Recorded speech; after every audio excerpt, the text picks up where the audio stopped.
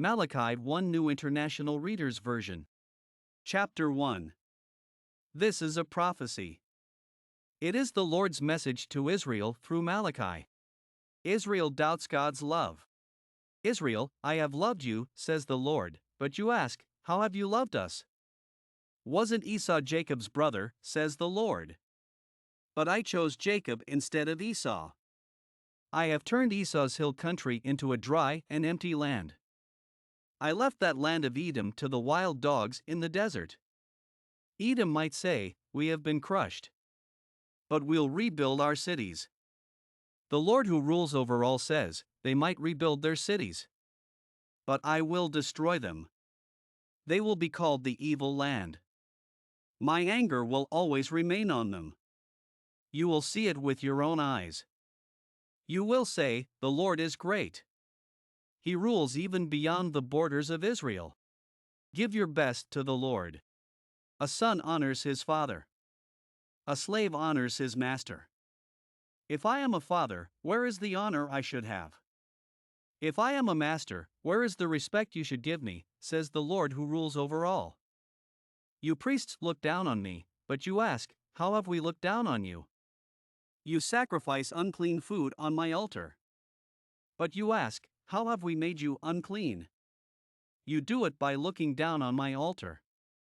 You sacrifice blind animals to me. Isn't that wrong? You sacrifice disabled or sick animals. Isn't that wrong? Try offering them to your governor. Would he be pleased with you? Would he accept you, says the Lord who rules over all. Now plead with God to be gracious to us. But as long as you give offerings like those, how can he accept you, says the Lord? You might as well shut the temple doors. Then you would not light useless fires on my altar. I am not pleased with you, says the Lord. I will not accept any of the offerings you bring. My name will be great among the nations. They will worship me from where the sun rises in the east to where it sets in the west. In every place, incense and pure offerings will be brought to me. That's because my name will be great among the nations, says the Lord. But you treat my name as if it were not holy. You say the Lord's altar is unclean. And you look down on its food. You say, what a heavy load our work is. And you turn up your nose. You act as if you hate working for me, says the Lord who rules over all. You bring animals that have been hurt. Or you bring disabled or sick animals. Then you dare to offer them to me as sacrifices. Should I accept them from you, says the Lord? Suppose you have a male sheep or goat that does not have any flaws. And you promise to offer it to me. But then you sacrifice an animal that has flaws. When you do that, you cheat me. And anyone who cheats me is under my curse. After all, I am a great king, says the Lord who rules over all. The other nations have respect for my name. So why don't you respect it? The Lord warns the priests. Chapter 2. Now I am giving this warning to you priests. Listen to it. Honor me with all your heart, says the Lord who rules over all. If you do not, I will send a curse on you. I will turn your blessings into curses. In fact, I have already done that because you have not honored me with all your heart. Because of what you have done, I will punish your children.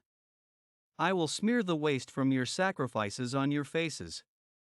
And you will be carried off to the dump along with it. You will know that I have given you this warning.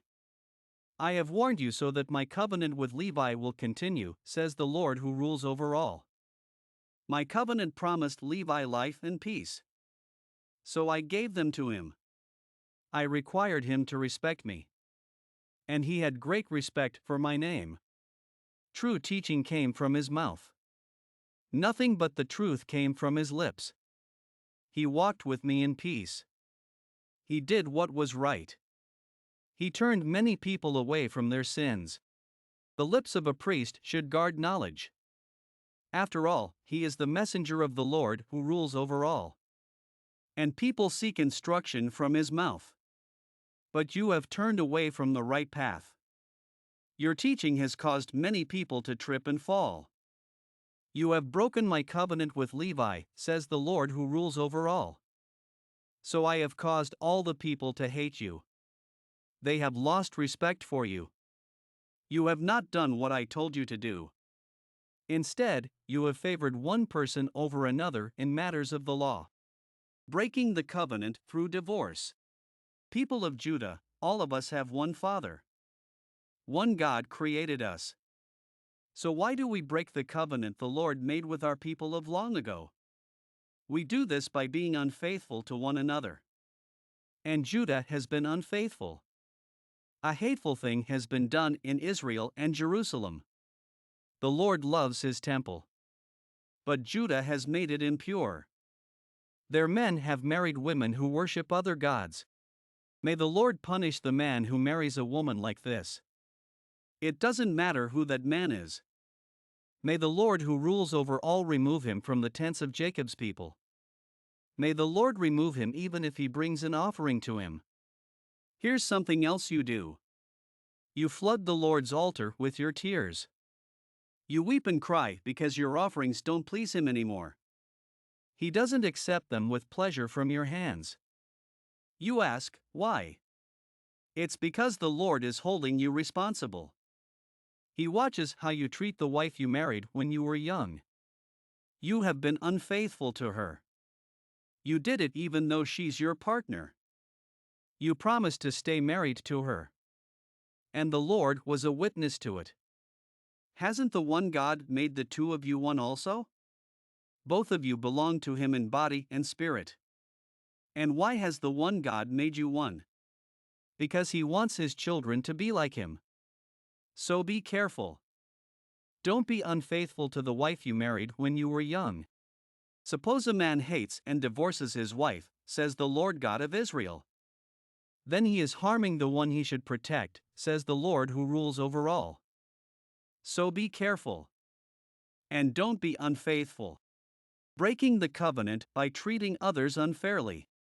You have worn out the Lord by what you keep saying. How have we worn him out, you ask?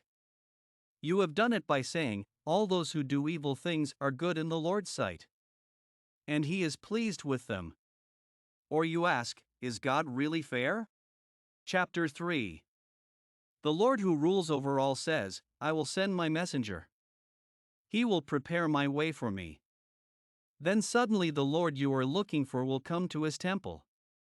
The messenger of the covenant will come. He is the one you long for. But who can live through the day when he comes? Who will be left standing when he appears? He will be like a fire that makes things pure. He will be like soap that makes things clean. He will act like one who makes silver pure. And he will purify the Levites, just as gold and silver are purified with fire. Then these men will bring proper offerings to the Lord. And the offerings of Judah and Jerusalem will be acceptable to him. It will be as it was in days and years gone by. So I will come and put you on trial. I will be quick to bring charges against all of you, says the Lord who rules over all. I will bring charges against you sinful people who do not have any respect for me. That includes those who practice evil magic. It includes those who commit adultery and those who tell lies in court. It includes those who cheat workers out of their pay. It includes those who treat widows badly. It also includes those who mistreat children whose fathers have died. And it includes those who take away the rights of outsiders in the courts. Breaking the covenant by stealing from God. I am the Lord. I do not change. That is why I have not destroyed you, members of Jacob's family. You have turned away from my rules. You have not obeyed them. You have lived that way ever since the days of your people of long ago. Return to me. Then I will return to you, says the Lord who rules over all. But you ask, how can we return? Will a mere human being dare to steal from God? But you rob me, you ask, how are we robbing you? By holding back your offerings. You also steal from me when you do not bring me a tenth of everything you produce. So you are under my curse. In fact, your whole nation is under my curse. That is because you are robbing me. Bring the entire tenth to the storerooms in my temple. Then there will be plenty of food. Test me this way, says the Lord. Then you will see that I will throw open the windows of heaven. I will pour out so many blessings that you will not have enough room to store them. I will keep bugs from eating up your crops. And your grapes will not drop from the vines before they are ripe, says the Lord. Then all the nations will call you blessed. Your land will be delightful, says the Lord who rules over all. Israel speaks with pride against the Lord.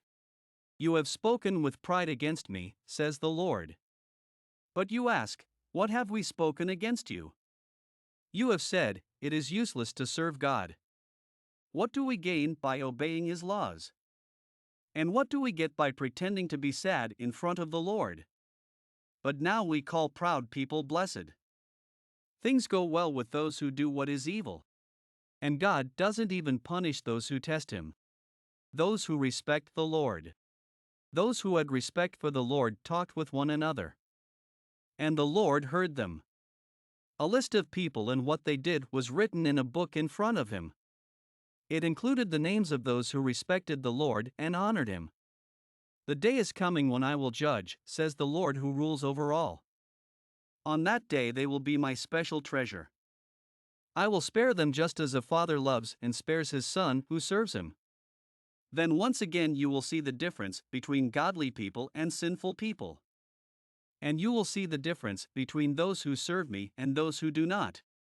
The day of the Lord is coming. Chapter 4. You can be sure the day of the Lord is coming. My anger will burn like a furnace. All those who are proud will be like straw. So will all those who do what is evil. The day that is coming will set them on fire, says the Lord who rules over all. Not even a root or a branch will be left to them. But here is what will happen for you who have respect for me. The sun that brings life will rise.